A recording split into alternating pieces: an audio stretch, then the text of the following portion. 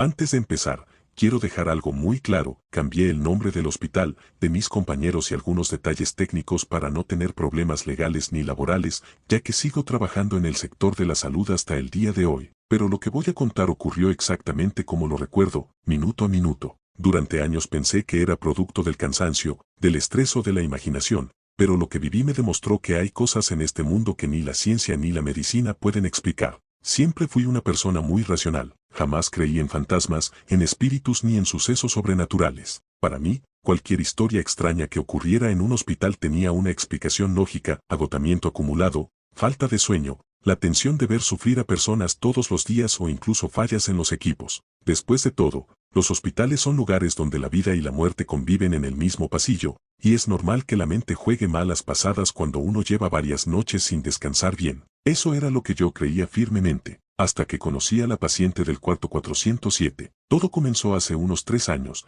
cuando conseguí un puesto en el turno nocturno de un hospital privado, en la zona norte de la ciudad.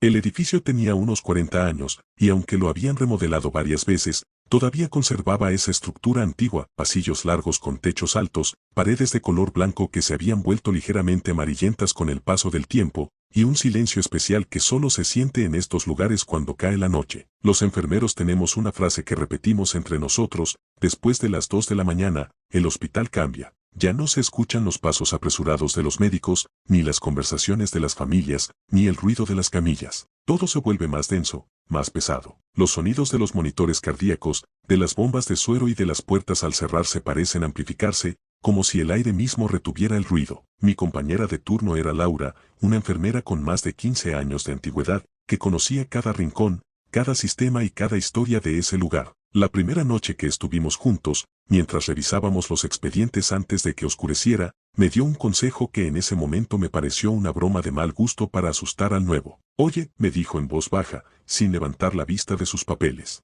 «si alguna vez escuchas que suena el timbre de llamada desde el cuarto 407, no entres de inmediato». Me reí, seguro de que era una de esas leyendas que se cuentan para pasar el rato. «¿Y por qué no? ¿Hay algo que me vaya a comer ahí adentro?», le respondí en tono de broma, pero ella no sonrió. Al contrario, su rostro se puso serio y continuó acomodando las hojas con movimientos lentos. «Primero revisa en el sistema si realmente hay alguien internado ahí. Si no aparece ningún paciente asignado, ignóralo. No toques la puerta, no entres y no le cuentes a nadie más que lo escuchaste». No entendía a qué se refería, pero al ver que hablaba con tanta seriedad, decidí no insistir. Pensé que era solo una costumbre o una historia vieja que ya no tenía sentido. Durante las primeras 2 semanas todo transcurrió con normalidad.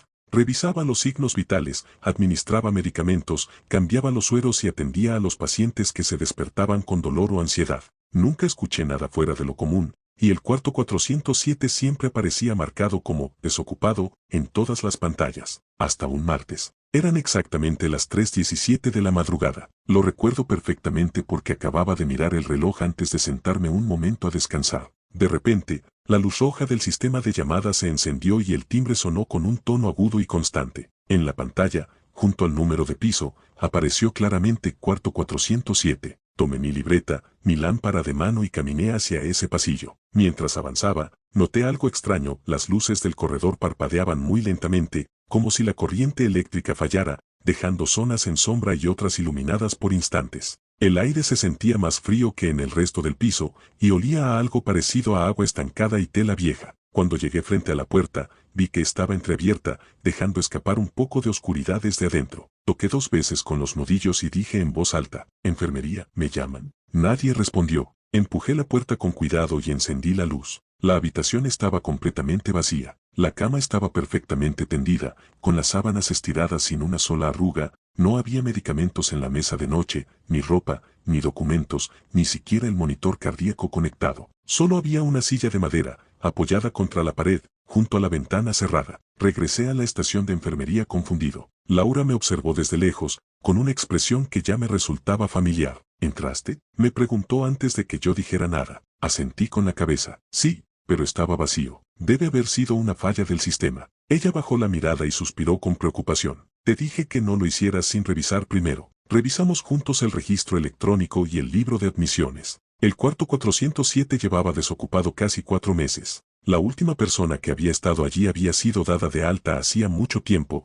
y desde entonces solo se usaba para guardar suministros de vez en cuando. Pensé que quizás alguien había presionado el botón sin querer durante una limpieza, o que el cableado estaba viejo y provocaba señales falsas. No le di más importancia, pero 2 noches después, volvió a ocurrir. A la misma hora exacta, 3:17 de la madrugada. Otra vez el timbre, otra vez el mismo número en la pantalla. Esta vez decidí seguir el consejo de Laura. Primero revisé el sistema. Seguía marcado como vacío, sin ningún paciente asignado. Apágalo y olvídate, me dijo ella, cerrando la ventana en la computadora. ¿Cómo que lo olvide? Si suena, es que alguien necesita ayuda, le respondí, un poco molesto por su actitud. Confía en mí, no vayas, no preguntes y no te detengas en ese pasillo. Su respuesta despertó mi curiosidad aún más. Soy una persona a la que no le gusta que le oculten cosas, así que en cuanto terminé mis tareas de la noche, me escabullí solo hacia el fondo del corredor, hasta llegar frente al cuarto 407. La puerta estaba cerrada esta vez, pero en cuanto me detuve,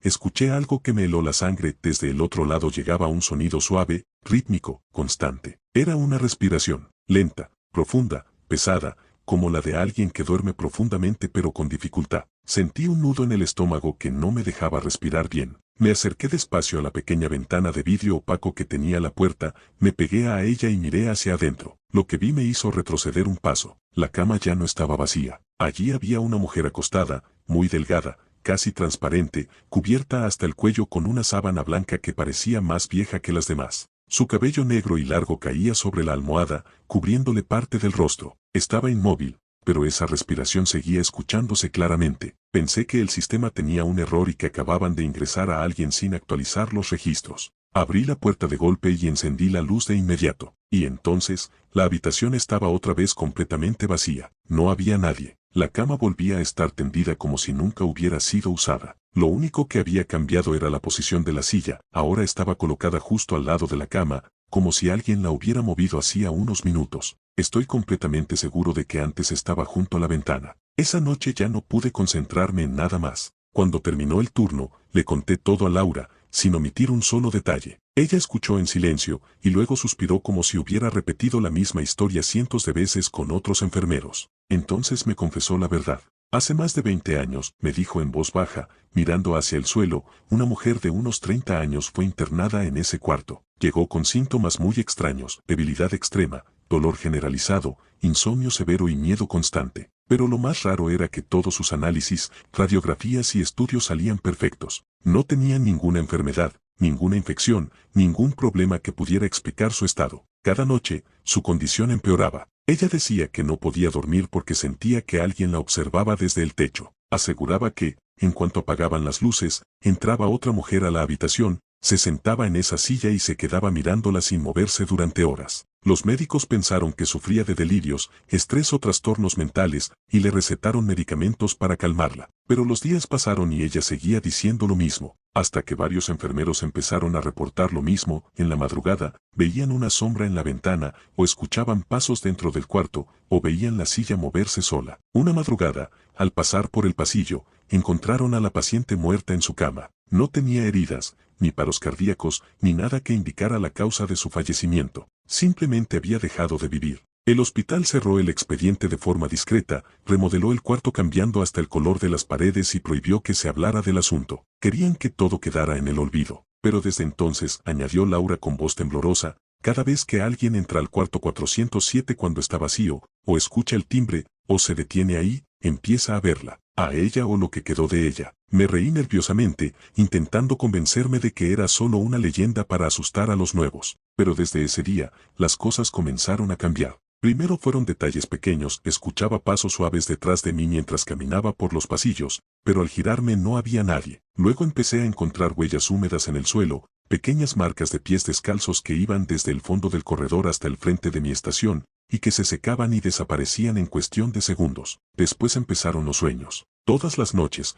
cuando lograba dormir un rato en la sala de descanso, soñaba con el cuarto 407, la misma cama, la misma luz pálida, la misma silla. Pero en mis sueños ella ya no estaba acostada. Estaba sentada, con la espalda recta, mirándome fijamente, y sonreía. No era una sonrisa de alegría, sino una sonrisa cansada, profunda, como si llevara décadas esperando que alguien por fin la escuchara. Una madrugada, me desperté de golpe en el sillón de descanso, con el corazón latiendo con fuerza. En ese mismo instante, el timbre de llamada volvió a sonar. Abrí los ojos y miré la pantalla, otra vez el número 407, y el reloj marcaba exactamente las 3:17. Laura no estaba en ese momento, había bajado a urgencias para ayudar con una emergencia que acababa de llegar. Por primera vez, estaba completamente solo en ese piso. No sé por qué lo hice, tal vez por orgullo, tal vez por curiosidad, tal vez por esa sensación de que ya no podía seguir ignorando lo que estaba pasando. Me levanté, tomé mi lámpara y caminé hacia el pasillo. Mientras avanzaba, sentí que el corredor se hacía más largo, como si las paredes se alejaran entre sí. Las luces parpadeaban cada vez más fuerte, y se apagaban una por una detrás de mí, dejando solo un pequeño círculo de luz donde yo estaba. El aire se volvió tan frío que podía ver mi propio aliento al respirar. Cuando llegué frente a la puerta del cuarto 407, ya no estaba cerrada. Estaba abierta de par en par. Entré despacio. La luz del techo no funcionaba, pero la luna entraba por la ventana, proyectando sombras largas sobre el suelo. Y esta vez, si había alguien. Ella estaba sentada en el borde de la cama, con la espalda inclinada un poco hacia adelante, las manos apoyadas sobre las piernas y el cabello negro cayéndole sobre el rostro, ocultándolo por completo. No se movía, no respiraba fuerte, no hacía ningún ruido. Quise hablar, preguntar quién era o qué necesitaba, pero mi voz se quedó atorada en la garganta. No podía emitir ni un solo sonido. Entonces, muy despacio, levantó la cabeza. Nunca en mi vida voy a olvidar esa imagen. No tenía heridas, ni quemaduras, ni el rostro desfigurado. Era una mujer de rasgos suaves, con la piel pálida como la cera, pero lo que más me heló la sangre fueron sus ojos. Estaban muy abiertos, oscuros y profundos, llenos de un cansancio que parecía ir más allá de lo físico, como si hubiera pasado más de 20 años sin poder cerrarlos ni un segundo. Me observó durante varios segundos, en silencio, y luego habló con una voz suave, casi un susurro, que parecía salir de muy lejos. Por fin alguien vino. Ya pensé que nadie me escucharía nunca. Sentí que todo mi cuerpo se paralizaba. Quise salir corriendo, pero mis piernas no respondían, como si estuvieran pegadas al suelo. Ella volvió a hablar, con más urgencia pero sin levantar el tono. No dejes que me vuelvan a cerrar aquí, no quiero quedarme sola otra vez. En ese instante, todas las luces del cuarto se apagaron de golpe, dejándome en la oscuridad total. Escuché el sonido agudo y continuo de un monitor cardíaco marcando una línea plana, un pitido que me perforaba los oídos. Cuando la electricidad volvió a encenderse unos segundos después, la habitación estaba otra vez vacía, pero sobre la cama, justo en el centro, había una carpeta de cartón gruesa, con el logotipo del hospital en la portada. La abrí con manos temblorosas. Era el expediente médico de una paciente. La fecha de ingreso era de hacía 22 años, pero lo imposible era la fecha de la última actualización, marcaba ese mismo día, esa misma madrugada. Y en la última hoja, donde normalmente se pone la firma del médico o la fecha de alta, había solo una frase escrita con letra temblorosa y desigual. Todavía sigo esperando que alguien me dé de alta. Al día siguiente le conté a la jefa de enfermería lo que había encontrado. Revisamos todos los archivos físicos y digitales, pero no había ningún registro de esa paciente. La carpeta que tenía en mis manos también desapareció horas después, sin dejar rastro. Renuncié un mes después. No dije la verdadera razón, solo puse como excusa que buscaba mejores condiciones laborales. Nadie cuestionó mi decisión. Hoy trabajo en otra clínica, muy lejos de ese lugar. He intentado olvidar todo lo que viví, pero hay cosas que no se borran fácilmente. Hace unos días, me encontré por casualidad con un médico que trabajó en ese hospital hace muchos años. Mientras hablábamos de tiempos pasados, sin pensarlo mencioné el cuarto 407. Su expresión cambió al instante, se puso pálido, se ajustó la camisa y me miró fijamente. Solo me hizo una pregunta, en voz baja y temblorosa. ¿Ella también te pidió que no la dejara sola? No respondí, porque jamás le había contado a nadie esa parte de la historia. Él solo asintió con la cabeza y cambió de tema de inmediato. Desde entonces, cada vez que el reloj marca las 3:17 de la madrugada, mi teléfono recibe una llamada de un número desconocido, que no aparece registrado en ninguna parte. Cuando contesto, no hay voces de personas, solo se escucha una respiración lenta, profunda y cansada. Y justo antes de que la llamada se corte, una voz muy suave susurra al oído. ¿Ya encontraste mi habitación? Porque yo sigo esperándote.